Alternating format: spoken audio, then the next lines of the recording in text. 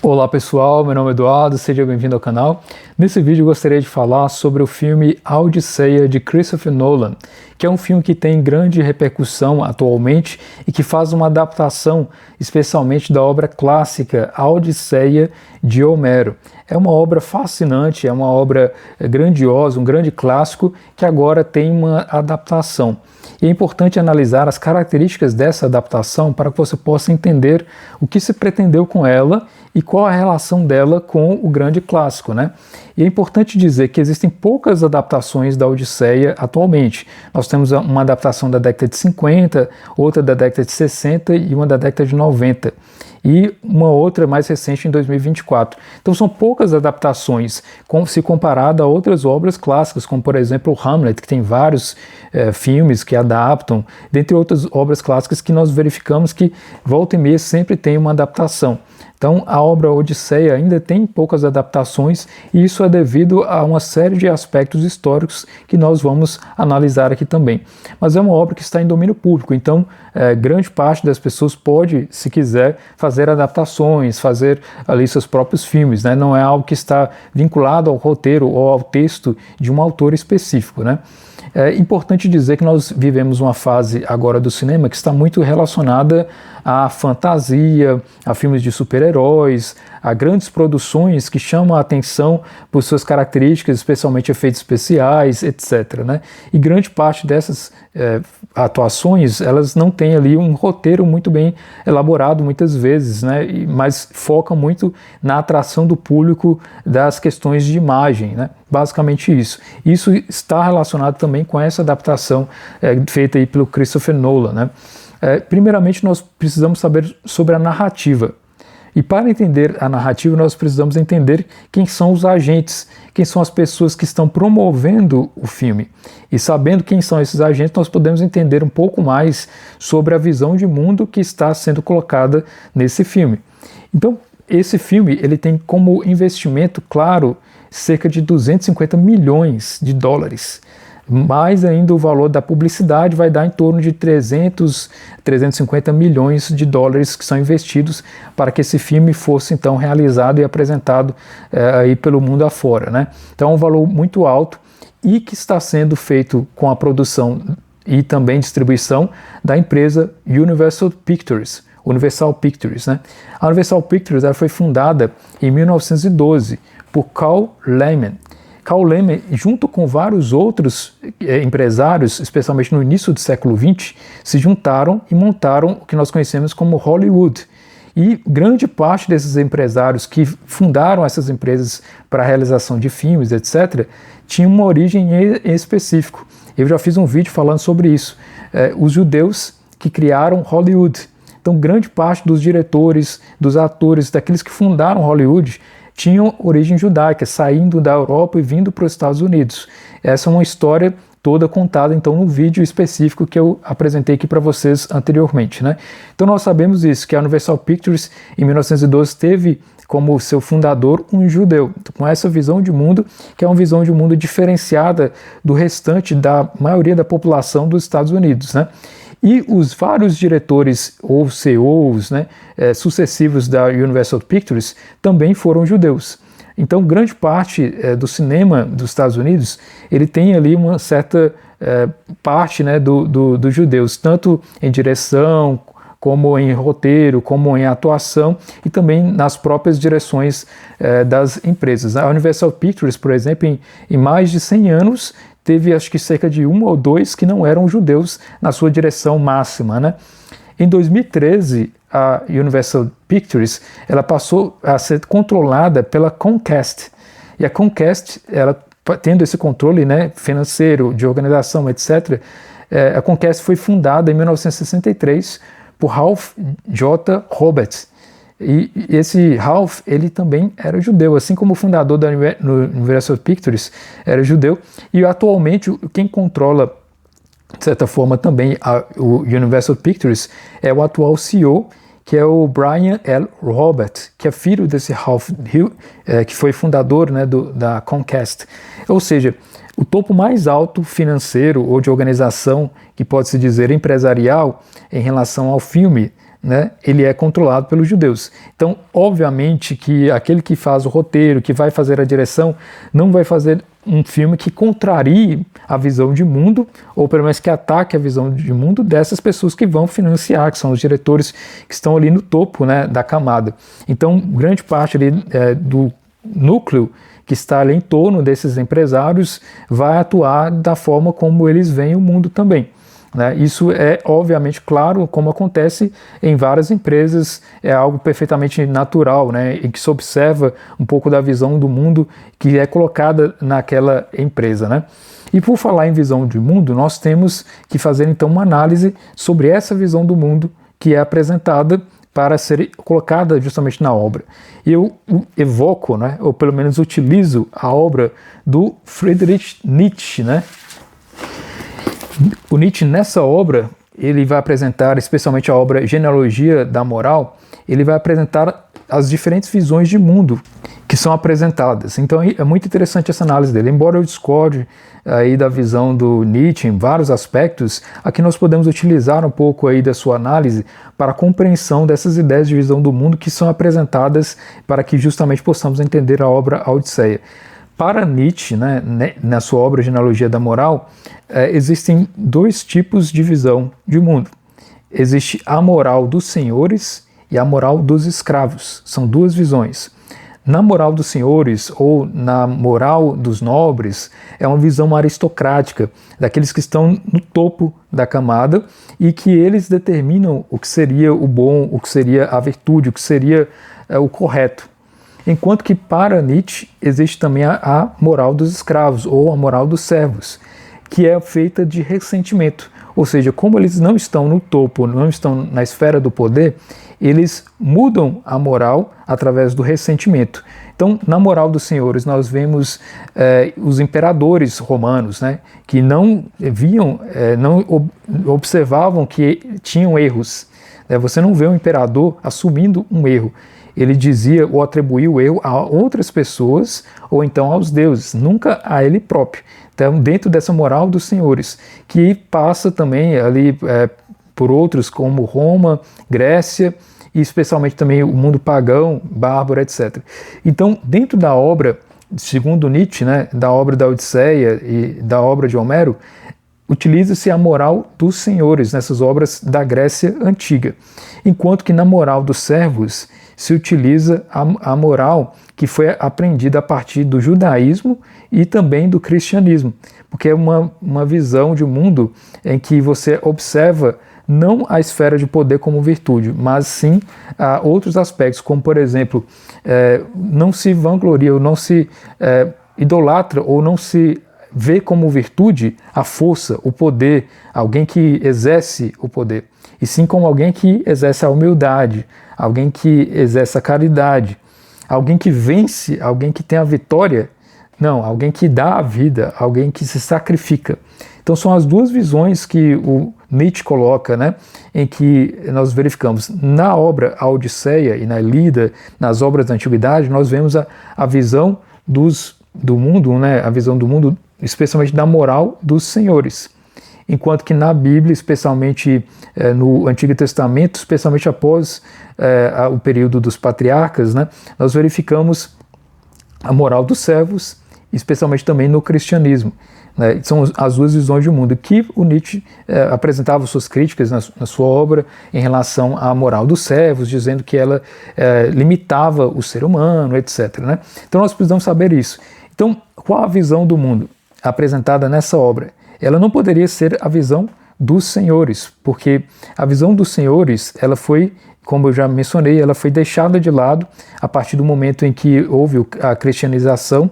Embora a aristocracia permanecesse muitas vezes com a moral dos senhores, junto com o cristianismo, especialmente a Igreja Católica, fez com que os nobres bárbaros em específico abandonasse a moral dos senhores e fosse balizada pela moral dos servos. Ou seja, você não é mais um guerreiro independente de moral, você é um guerreiro que luta em favor daqueles desfavorecidos. Você é alguém que luta para a proteção da cristandade, etc. Então muda-se um pouco a moral nesse sentido, se inverte os valores, como o Nietzsche coloca nesse sentido. Então, o catolicismo em específico, ele consegue adaptar a visão aristocrática da moral dos senhores para a moral dos servos, fazendo uma fusão ou uma adaptação aí, né? Meio que uma limitação da moral dos senhores, né? Enquanto que depois, com o protestantismo, nós verificamos que houve uma quebra do controle institucional. Foi a primeira libertação, por assim dizer, segundo Nietzsche, né? Que trouxe um pouco mais próximo da moral dos senhores, porque a partir de agora houve a independência institucional, no sentido de que cada indivíduo pode pegar a Bíblia e fazer a sua interpretação, voltando a um passo da moral dos senhores, que é uma moral independente, não coletiva, em que você pode realizar e ter a sua própria moral desde que você seja o topo ali e estabeleça isso, né? Então é interessante isso. O Karl Marx, pouco depois, né, ele observa, através da sua obra Introdução à Crítica da Filosofia do Direito de Hegel, né, que ele escreveu ali na sua juventude, em 1844, se não me engano, o Karl Marx ele coloca que a reforma protestante ela foi uma revolução incompleta, porque ela trouxe ali as primeiras bases, a quebra institucional, mas faltou a emancipação política, a emancipação social, etc. Mas veja que a moral ela se manteve ainda, a moral ainda era a moral dos servos, embora houvesse um pouco maior de liberdade, por assim dizer, institucional. E Karl Marx, então, elabora a nova moral no sentido em que ele coloca filosófica, que também bebe da moral dos servos, que é justamente o socialismo. Né? Então, existem várias subdivisões da moral dos servos. Né? Existe primeiramente o catolicismo, que adapta a moral dos senhores e coloca de uma forma aristocrática também, balizada pela moral dos servos. Existe o protestantismo, que reacende um pouco a moral dos senhores, embora também balizada pela moral dos servos, que ainda exerce através das escrituras, né? E, por último, Karl Marx, que utiliza a moral dos servos, especialmente as críticas, né? Especialmente a política do ressentimento que o Nietzsche coloca em sua obra, e ele simplesmente tira o valor transcendental, né, ou seja, as partes em que estão relacionadas à religião, e utiliza apenas da moral no sentido aí, do ressentimento. Então, por isso que nós verificamos esses vários tipos de moral dos servos que existem, né? E essa é a base, por assim dizer, né? E com o passar do tempo, essa moral vinda do Karl Marx, através aí, do seu socialismo, nós verificamos que ela parte aí do cinema, né? Parte do cinema apresenta isso, e também especialmente os judeus, que já tinham essa moral dos servos e que adotam muitas vezes também a moral dos servos, que é apresentada dentro da filosofia de Karl Marx. Então, no cinema atual, nós verificamos justamente esses dois tipos de visão de mundo. A visão do mundo dos judeus, vinda, como eu já mencionei, na moral dos servos desde o período da Antiguidade, e a nova visão de Karl Marx, que são aqueles que não são de origem judaica, mas que adaptam a sua moral, retirando o cristianismo, retirando aí o catolicismo, o protestantismo, mas adotando então a moral dos servos dentro da filosofia do Karl Marx. E é o que predomina no cinema atualmente, né? E é importante dizer que Nietzsche, fazendo essa crítica ao judaísmo, dizendo que propriamente aí uma moral dos servos, etc., criticando, falando que isso diminuiu a potência dos seres humanos, né? Mas é importante dizer que Nietzsche ele não era antissemita, né? Ele via ali e fazia sua crítica em relação ao judaísmo enquanto dentro da moral dos servos, assim como ele criticava o cristianismo como um todo, né? Ele não era antissemita.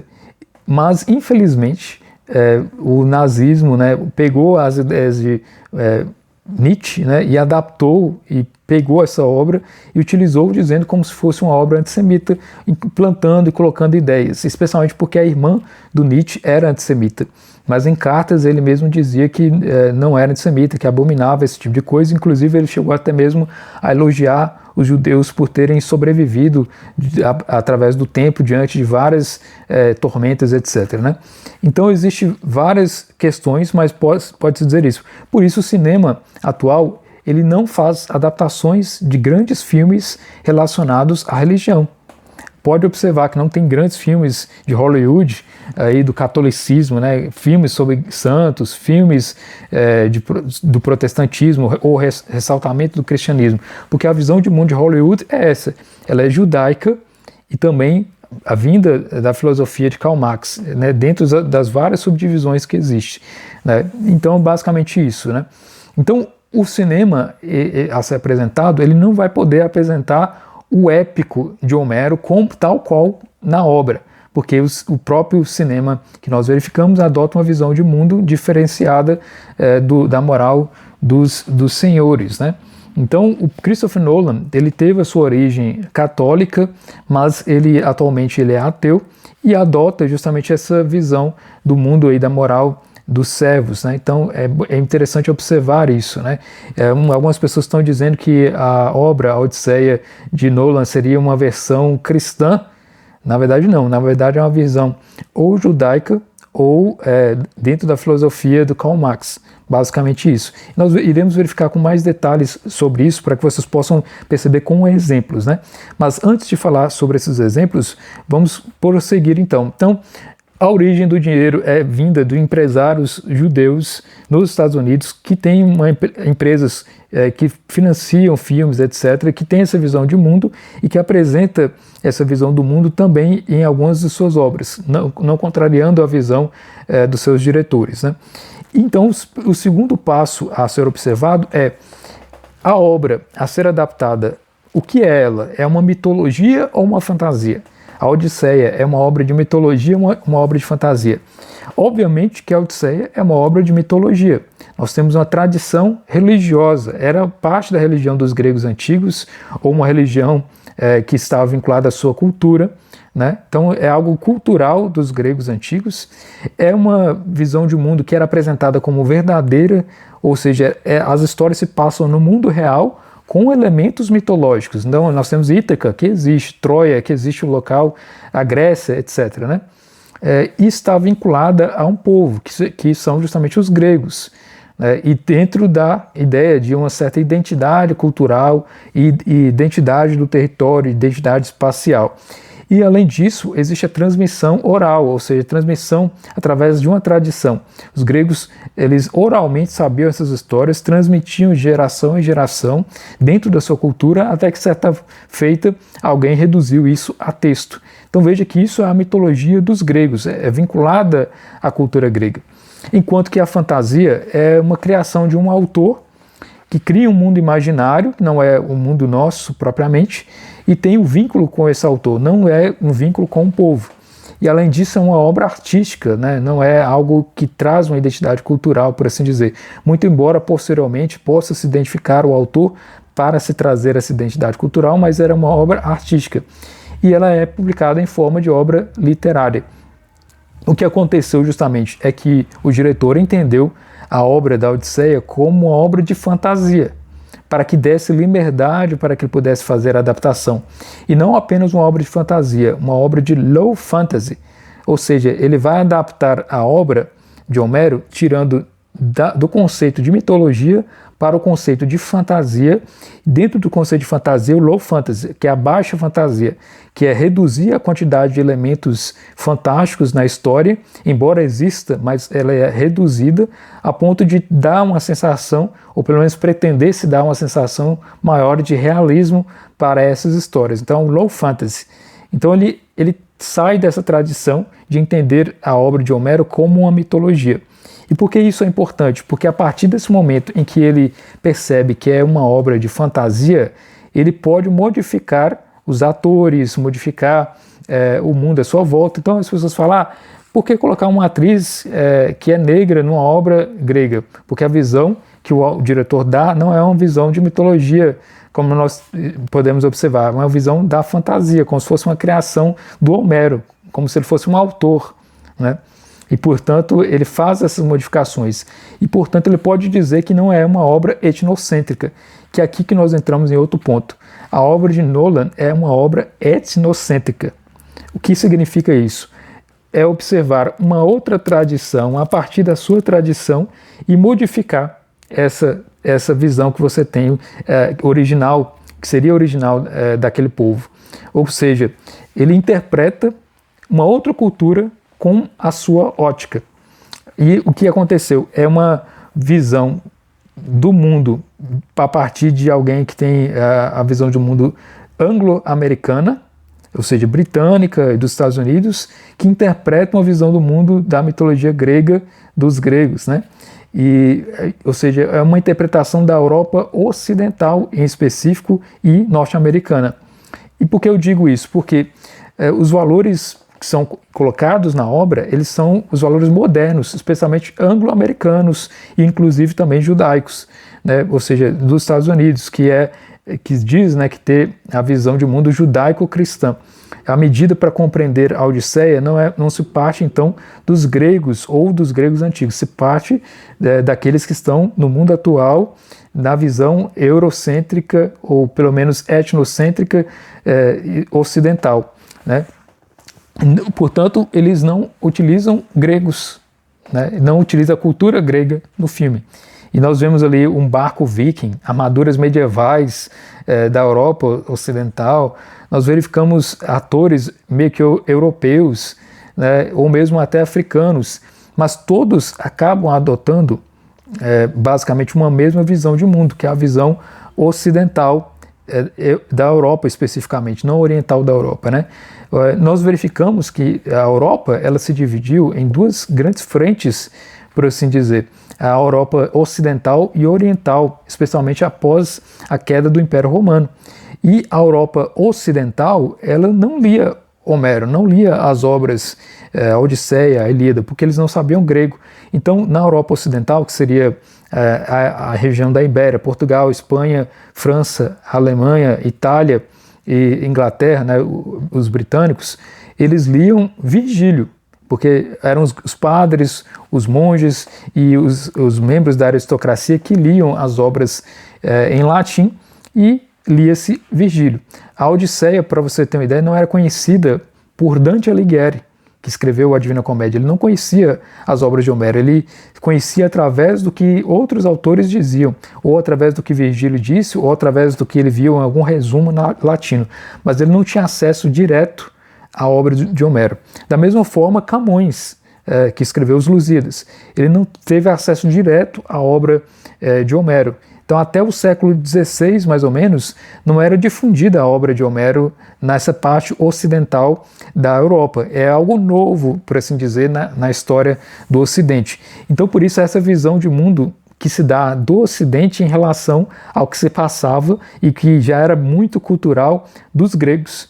Então, os gregos têm lá mais de 3.000 e tantos anos com essa obra, verificando ela, adaptando, analisando, comentando, decorando, cantando a obra, ou seja, parte da cultura, e os ocidentais da Europa pegam essa obra e reinterpretam ao seu modo, ao modo latino muitas vezes, ou ao modo anglo, né, anglo-americano, que é o caso. Então veja que é uma visão etnocêntrica, não é a visão dos gregos que faz essa adaptação, e é uma visão de alguém que tardiamente chegou a conhecer as obras de Homero, né? E por isso que grande parte dos gregos que são atuais, né, não gostaram muito da adaptação da obra de Homero nesse sentido, né, que não trouxe quase nada, ou pelo menos muito pouco, propriamente ali dos gregos, né, nessa adaptação. E coloca-se, por exemplo, a língua inglesa moderna na obra ali da Odisseia, né? Além disso, como se trata de um etnocentrismo, é algo que é condenável muitas vezes pela visão de mundo daqueles que adotam a corrente de pensamento filosófica do Karl Marx em diante, né? Ou seja, etnocentrismo seria algo meio que imperialismo, impor a sua visão de mundo sobre outros, né? O que não seria muito bem-vindo, etc.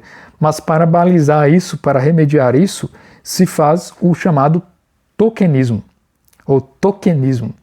O tokenismo, ele é colocar uma diversidade no elenco como símbolo.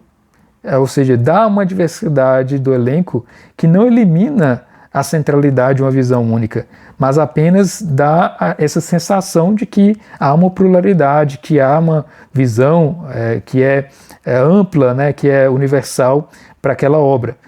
E esse Tolkienismo ele surgiu justamente com o Martin Luther King, que dizia, né, o Tolkienismo é quando alguém pega, alguém põe no elenco ali só para dizer, tá vendo, essa obra não é preconceituosa, não é uma obra etnocêntrica, não é uma obra que tem uma visão de mundo que é diferente da visão de mundo originária, é uma visão de mundo plural. Por quê? Tem mulheres, tem negros, tem até indianos, né, pessoas da Índia, tem pessoas até asiáticas. Tá vendo? Nós somos plurais, nós não somos anglo-americanos que utilizam a cultura dos gregos, que fazem uma adaptação para a sua visão de mundo, a visão de mundo ocidentalizada, né, por assim dizer. Embora muitos queiram que o Homero seja parte da chamada civilização ocidental, ele é muito mais dos gregos do que propriamente de nós latinos, né? Nós temos como herança cultural, mas ele ainda permanece como parte da cultura grega originária. Assim como o Virgílio é para os romanos tão relevante, Homero é tão relevante para os gregos, Camões relevante para os portugueses, Shakespeare para os ingleses. Então seria como se fosse os japoneses pegando uma obra de Hamlet e fazendo a sua adaptação conforme a visão de mundo dos japoneses, ou dos chineses, por assim dizer. Então veja que é mais um pouco dessa diferenciação, né? Então veja que existe isso. Então se faz o Tolkienismo para que exista ali uma certa tendência a não criticar o filme pelo seu etnocentrismo, e uma vez que essas pessoas que adotam essa visão que propaga, né, a diversidade, etc., elas então não vão reclamar do filme que é etnocêntrico, por assim dizer. Utiliza-se então uma máscara do bom moço no filme, porque as pessoas que deveriam criticar um grupo empresarial que recebe muito dinheiro, que várias pessoas enriquecem e que se utiliza de uma visão etnocêntrica ocidental, ela não é criticável, porque ela é plural, tá vendo? Ela adota a diversidade em seu elenco, né? Existe ali algo que é apontado nesse sentido. Então, mesmo apesar de ser diverso no elenco, apresentar o Tolkienismo, a visão de mundo é ocidental. Essa própria visão é ocidentalizada. São pessoas que estão ali com a visão ocidentalizada dentro do elenco, né? Uma mesma visão de mundo toda etnocêntrica. Além disso, é apresentada então uma narrativa. Qual a narrativa que é apresentada na obra? É a narrativa do rei arrependido, que é diferente da moral dos senhores. Na moral dos senhores, os reis não se arrependem, eles estabelecem a virtude, estabelecem o que é bom. Então, o Homero, né, apresenta na Odisseia o Odisseu, que ele é virtuoso, ele é alguém inteligente, ele é alguém que sabe lutar, ele é alguém que tem suas virtudes e que ele não erra necessariamente moralmente. Quem tem a visão do erro moral no Senhor é justamente o servo que apresenta essa visão. Então, dentro da moral dos servos, qual é o rei que se arrepende? O rei dos judeus, rei Davi, que é um dos grandes exemplos. Os reis do Antigo Testamento, eles se arrependem, eles pecam, né? Então você pode observar que o rei Davi, em várias passagens da Bíblia, ele diz que peca contra Deus, enquanto que na visão dos senhores, não existe o pecado em relação aos deuses. Os deuses punem os humanos por várias circunstâncias, os deuses punem por vaidade, os deuses punem pelo próprio pensamento que eles têm, mas não é um erro propriamente do Senhor, daquele líder, né? Os deuses que causam os problemas. Aquele senhor ele é virtuoso, embora os deuses apresentem ali diversidades na vida dele. Basicamente, embora ele não se atreva a ser contra e desafiar os deuses. Embora nessa virtude aqui apresentada dos judeus, o rei Davi, ela apresenta essa visão aí de estar lamentando algum erro que ele cometeu. Salomão também apresenta isso. Então a visão de mundo que é apresentada é justamente do rei arrependido. Essa é uma grande mudança justamente na história que o Nolan apresenta. Enquanto que nós temos na visão do mundo dos senhores, o Odisseu, que ele é virtuoso, que ele busca voltar para casa, ele vê como vitória a guerra de Troia. Na visão do mundo apresentada na obra do Nolan, ele se arrepende da guerra, ele vê a guerra como algo errado, ele busca não voltar para casa, ele busca uma certa redenção, uma certa punição muitas vezes. Então, essa visão de mundo que é diferenciada. Então, de certa forma, o Nolan ele adapta uma visão de mundo dos senhores para a visão do mundo dos servos dentro dessa narrativa. E por isso que nós verificamos no próprio vídeo, no próprio filme, uma frase que ele diz, queimar as muralhas de Troia é queimar o mundo inteiro, incluindo a sua casa. Essa é uma frase que é uma paráfrase, na verdade, de uma citação do Talmud, dos judeus, que é justamente quando você salva uma vida, você salva o mundo inteiro, que é uma frase que está no Talmud e está também no próprio filme A Lista de Schindler, quando o personagem, que é o contador, entrega o anel para o Schindler, ele fala que dentro daquele anel tem a frase, quando você salva uma vida, você salva o mundo. É uma visão apresentada, então, judaica, e que o próprio personagem Odisseu fala isso, queimar as muralhas de Troia, queimar o mundo inteiro, inclusive a sua casa, dando essa visão judaica aí propriamente, Mas o rei arrependido também é apresentado, porque só na antiguidade nós verificamos isso entre os judeus, nós podemos também verificar que esse é um rei arrependido da guerra, o rei guerreiro ocidental arrependido por ter cometido guerras, ou seja, a visão de mundo dos servos, ou seja, o ocidental arrependido de uma guerra mundial, porque ele violou o pacto de Zeus, que é o pacto das nações. A confiança do mundo foi violada, então por isso geraria uma guerra mundial. Então veja que meio que aí colocar o ocidental como arrependido por ter feito a guerra mundial e de ter atacado a população, etc., dentro da visão de mundo apresentada nesse sentido, a visão do mundo dos servos. Então por isso não é uma visão cristã, porque na visão cristã exigiria uma salvação, e essa salvação viria através de Cristo, então não há Cristo na história, há sim um arrependido por seus pecados, por seus erros dentro da visão de mundo, que eu já mencionei, a visão do mundo dos servos, e por isso ele apresenta uma visão judaizante, ou judaica, da obra de Homero. E por que isso? Porque, voltando ao assunto inicial, a Universal Pictures controlada pelos judeus, assim como boa parte do cinema Além disso, a própria visão apresentada, a lei de Zeus, da hospedagem, da confiança que é apresentada em relação ao estrangeiro, etc. Ou seja, os imigrantes, porque os judeus também foram imigrantes muito tempo, então, portanto, há essa visão aí que é apresentada na história. Então, existem vários aspectos que poderiam ser verificados nessa obra do Nolan, mas veja que ele é alguém que é apresentado dentro dessa visão de mundo. Eu cunhei um conceito geral, mas é importante dizer também que existe o meta-escalamento dentro da obra. O que seria o meta-escalamento? É aproveitar o elenco, que já é conhecido e associado a outras adaptações, a outros filmes, para justamente esse filme. Esse meta-escalamento nós verificamos com os atores que fizeram filmes de super-heróis.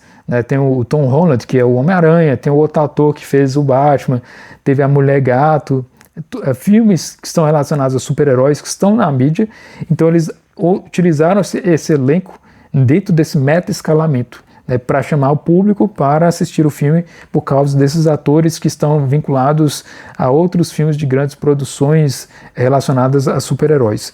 Então o conceito que eu cunhei em relação à Odisseia é o seguinte: a Odisseia de Nolan é uma interpretação etnocêntrica anglófona, adaptando a mitologia grega de Homero para low fantasy, com uma narrativa da moral dos servos, especificamente judaica, fazendo uso do tokenismo e meta-escalamento.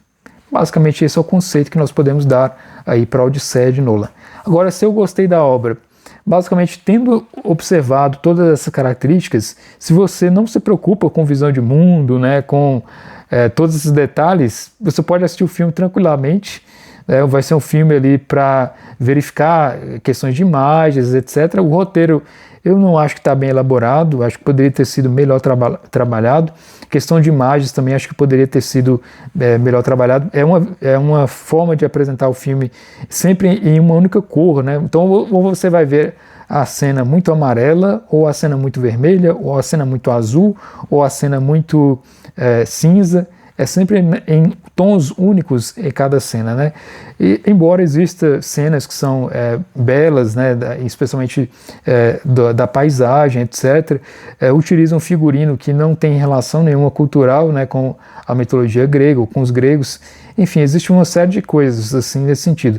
Se você for para assistir o filme como um filme qualquer, que não tem um compromisso necessário com narrativa ou com uma adaptação, não vejo problema, você vai se divertir.